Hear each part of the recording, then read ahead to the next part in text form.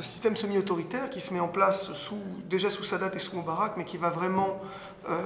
prendre sa forme entre guillemets idéale typique dans les dernières années du régime Moubarak. Et bien, dans ce régime semi-autoritaire, donc, on a à la fois un parlement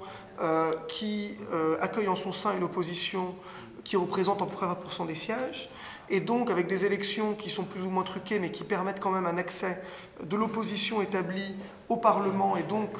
à l'opposition de prendre place dans le système. Et d'un autre côté, on a une sphère publique qui, là aussi, joue un rôle réel, et qui donc accueille un certain nombre de débats, et des débats qui prennent quelquefois même des proportions tout à fait étonnantes. La ligne rouge étant qu'on ne peut pas critiquer Moubarak, même si vraiment les dernières années on commence à le faire.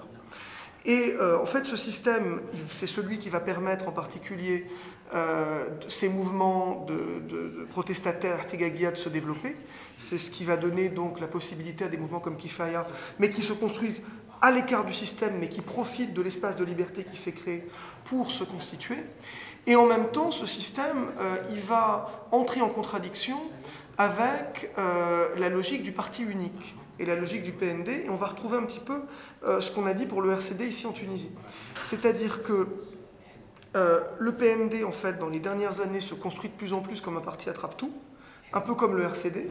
qui en fait inclut de plus en plus de monde,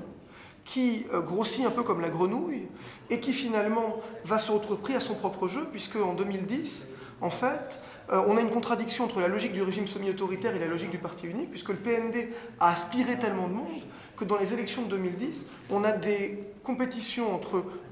des gens qui sont investis par le PND et des gens qui voudraient bien l'être mais qui ne le sont pas, qui sont des dissidents du PND. Et donc le PND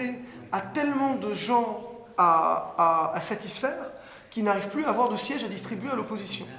Et donc on se retrouve dans des élections de 2010 où finalement l'opposition en Égypte est exclue